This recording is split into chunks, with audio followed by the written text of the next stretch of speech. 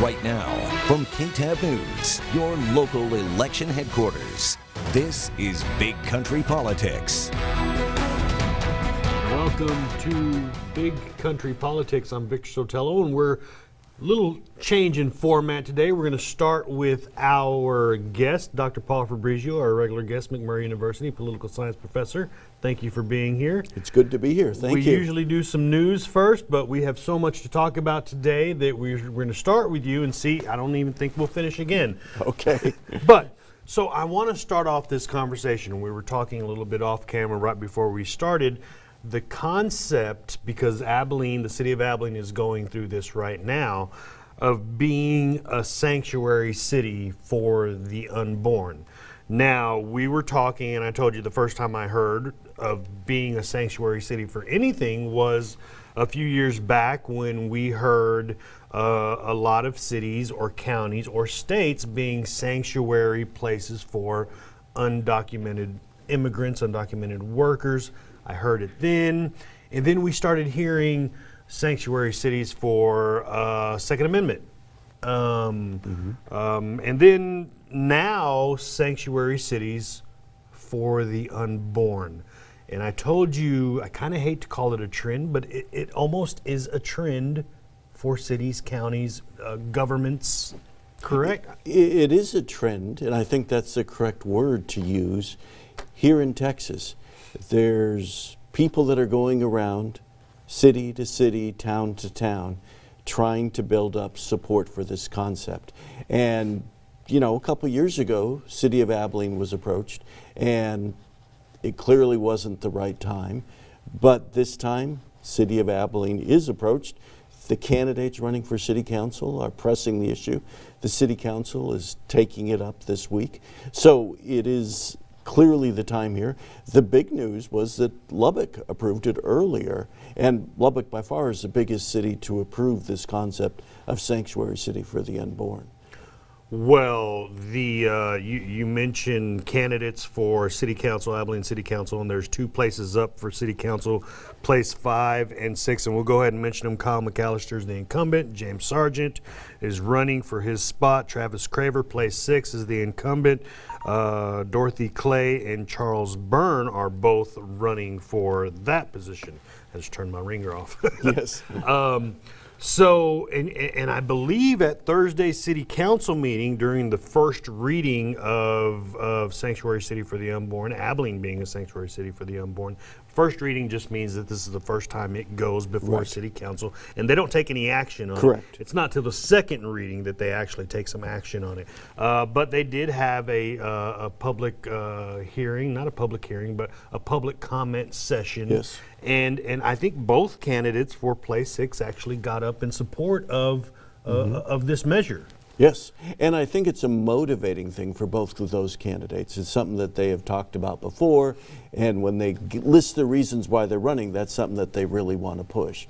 So it's, you know, you use the word trend, I think that's the thing, and it's now Abilene's time to decide if it wants to join this movement or not. And I do have a question, since you mentioned if Abilene wants to join this movement or not. One of the things that was said during that public comment section of the Abilene City Council, Thursday's Abilene City Council meeting, was that the people who gathered the signatures, and it's got to be a percentage of the registered voters in the city of Abilene. Correct. First time they gathered those signatures, they didn't have enough after they qualified. Some of them, I think like 500 didn't qualify, so Correct. They fell short. This time they came up with them. They got over 12,000 signatures, and one of the proponents of this measure got up and said, "Hey, we basically already voted by getting these signatures. They've already spoken." But that's not really true, because there's something, I mean, No. somebody's coming to your house and gathering, it's a whole other thing to go out and vote. Right, and also a lot of the signatures were gathered at churches. So therefore, it was part of a concerted, and I'm going to use the word political effort because we're talking about city ordinances, so this is politics. It was part of an organized effort to get signatures. They failed the first time because they had a lot of people who don't live inside the city limits or failed to properly disclose all the information that's required. That's standard stuff. So under the rules, they had an extra 10 days to fix that problem. They've done that, and so now they go forward. But to say that the city has voted is an incorrect statement. However, what it does indicate is that there is support, substantial support, for this idea. And so now it's up to the city council. Does the city council just want to, in its second reading, which will come the end of April, do they actually want to vote on it, or are they going to leave it up to the voters themselves, and then we would decide come November? Because it is during that second reading that after they have the public hearing and everybody speaks and the city council will say, okay, let's put it to a vote. Now, if they vote it down, this thing is not over because it will end up on the November ballot. Correct? That's the way I understand it. Okay, and this is where I'm a little confused, and so this is what we. If my understanding is if they vote it down, it's dead. But maybe I'm wrong in my understanding. So, well, the story we did a story on it okay. last week, and they said, okay, city council votes it down, then it goes over to the November ballot, or they could vote for it, and then it just we become a sanctuary city for the unborn. I'll make the prediction right now that it'll go to the ballot. I think anyway. Having said that, what are the implications for a city council member who does either not vote, I guess that's one thing, or votes it down? I mean, is there? I mean, in Abilene, Texas, there are huge implications, I would assume. We don't know, okay?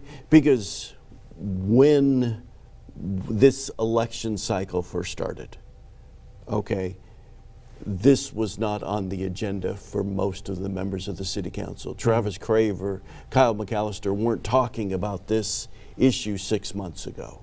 Okay, it really came along after that. They knew it was out there someplace, but that was it. So it's hard to make predictions for those candidates who might vote no on this if they're not up for election for a couple of years. Will this still be what we call a salient issue next year or the year after that? And we have no idea.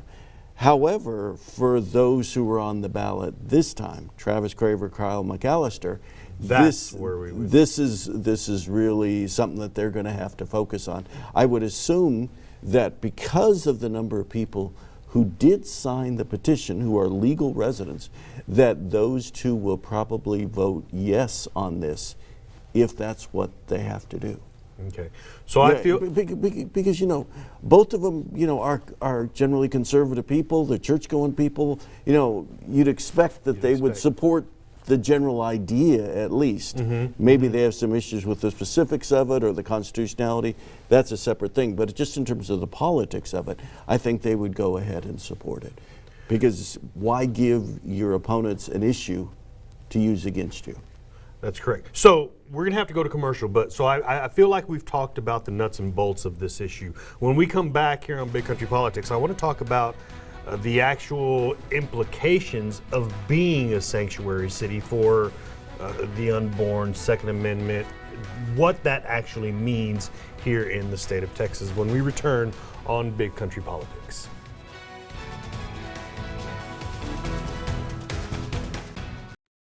Big Country Politics on KTAB continues. All right, welcome back to Big Country Politics. We are continuing our conversation with Dr. Paul Fabrizio, political science professor with McMurray University, and we are talking about becoming a sanctuary city for anything. But right now, the city of Abilene is right in the middle of either becoming a sanctuary city for the unborn or not. And it was mentioned in Thursday's city council meeting that one of the people during the public hearing who are in support of this measure got up and said, hey, Lubbock has already done this. Yes, Lubbock, they did. along with some other cities. Yes. Which leads me to the next question. What does it mean to become a sanctuary city for the unborn, for the Second Amendment, for undocumented workers? What does it actually mean? Because then it becomes a city ordinance.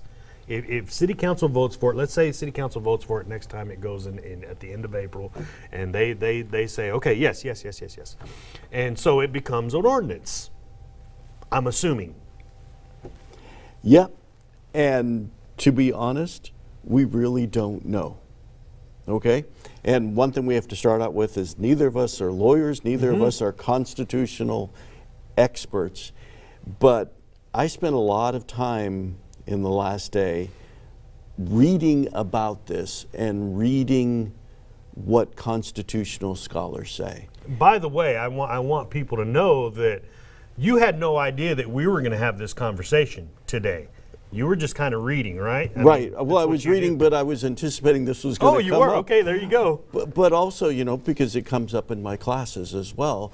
And there is no getting around it. There is great confusion. The Texas law on abortion has very similar wording to this ordinance here in the city of Abilene. And the city manager has pointed that out. The Texas law about abortion basically saying you can't have abortions after 6 weeks, but it's not enforced by government officials, it's only enforced by private citizens, has thrown this whole thing into great confusion. The law of the land is Roe v. Wade, which allows for abortions. But all of a sudden, Texas is allowed by the Supreme Court to have this other law that says you can't have an abortion after 6 weeks.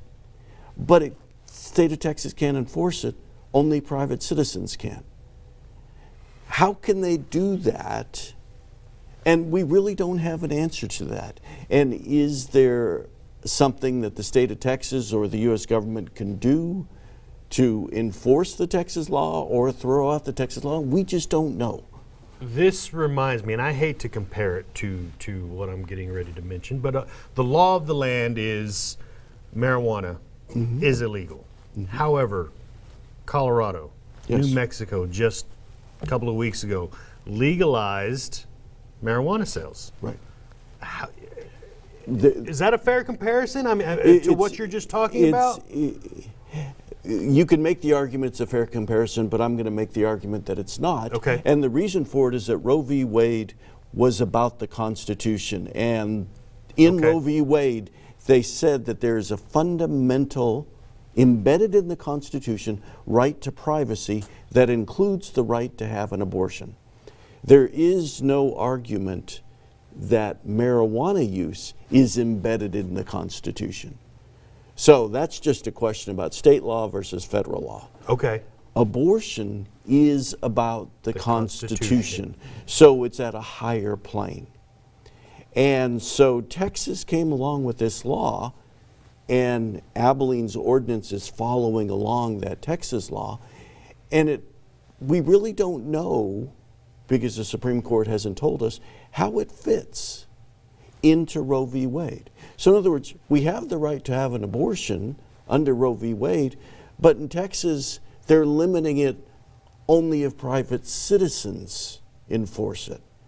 So the government basically is abdicating their responsibility and saying, not our concern. When you say private citizens enforce it, do you mean somebody finds out about it and calls somebody? No, they sue. They sue. Oh, that's right. That's right. They're able to sue. It becomes a civil thing. And this is like anybody can sue, right? This Yes. is like, Yes. like who's not even involved. Right. And so that similar thing is also involved in the Abilene ordinance, as I understand it. Again, I'm not a lawyer, so I want everybody to understand that. But there's that concept still that private citizens can be involved. But also because it's an ordinance, it would be city enforcement as well. Now, how much those penalties are, I don't know. How are they going to enforce it? What do cities do when you break an ordinance? When you get a ticket? You get a ticket. If your grass is too high, you get a ticket. Yeah, you right? get a. It's Is basically this a not civil going to fine. result in a ticket. I don't know. and the other thing is, does the city of Abilene really want to enforce this? Does Taylor County's district attorney really want to enforce this law? Will he enforce that law? Will we be willing to take people who are involved in some way in an abortion and take them to court and have a jury trial? And under the ordinance, as I understand it, it includes not just people who are involved in an abortion, but it includes people who contribute to abortion rights organizations. This would be civil litigation. Civil? Okay. Again, a lot we don't know. See, I think it's both. Okay. As my understanding, and again, I'm not a lawyer. Sure.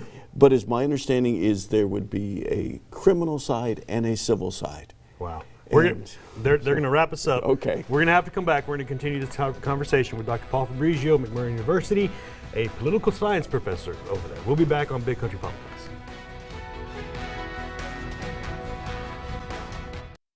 Big Country Politics on KTAB continues. All right, welcome back to Big Country Politics. We're talking to Dr. Paul Fabrizio, political science professor over at McMurray University. Again, thank you for being here. We're talking about Abilene possibly becoming a sanctuary city for the unborn. And I think through the last couple of segments, we've kind of figured out that there are a lot of questions. There's a lot of confusion. And is this mostly symbolic? Right now, I think it is, right? I think this is largely symbolic. I mean, there isn't any abortions taking place in the city of Abilene.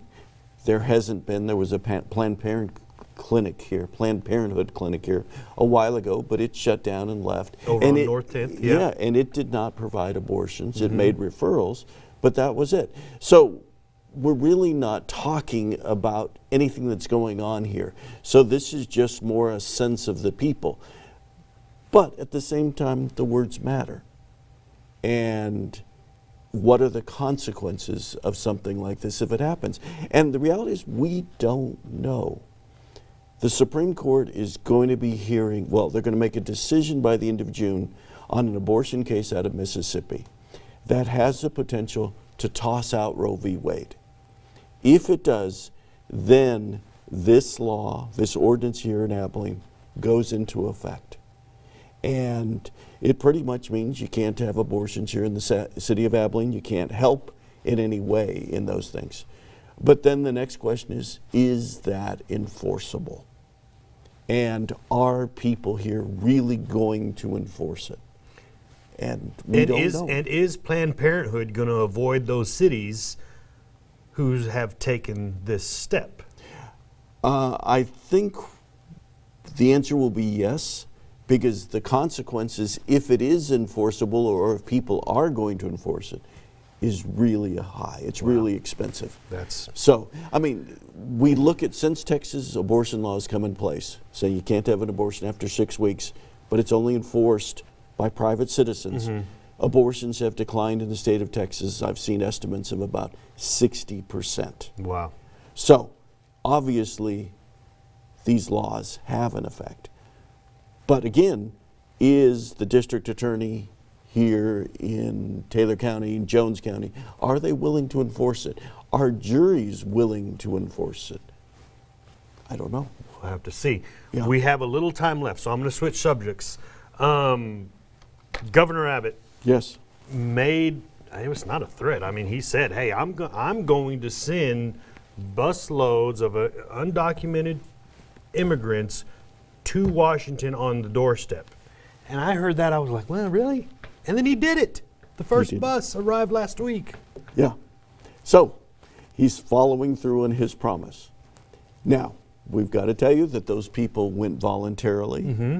Okay? They were already processed by the Immigration Service. So in essence, what we did is we simply provided a bus service to people who are here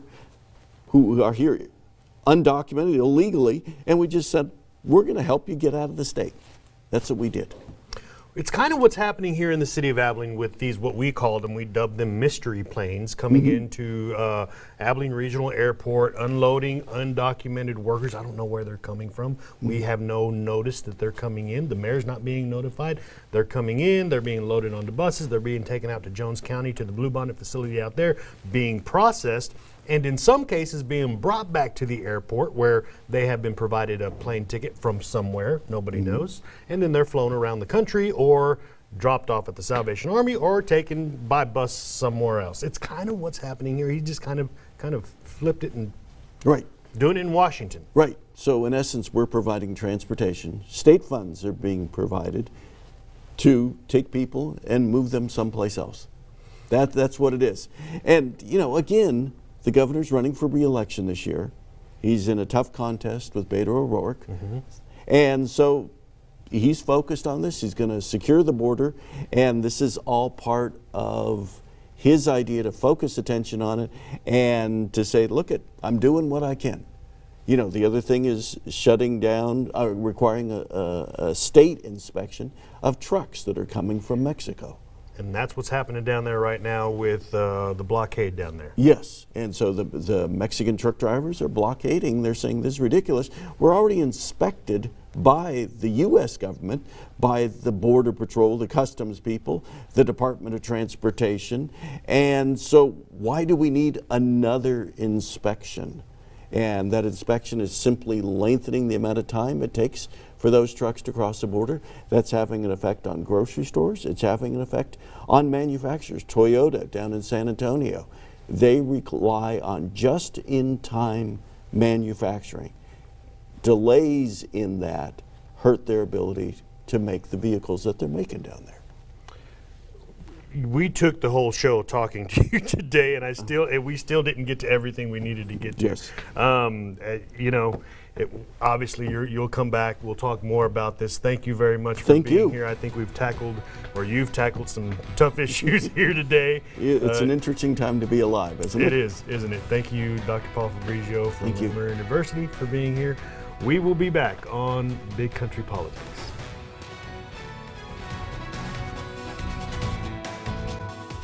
Big Country Politics on KTAB continues. All right, that's it for this week's edition of Big Country Politics. Remember, you can always go to our website at bigcountryhomepage.com and always come here for the latest news in politics. We'll see you next week, same time, same place.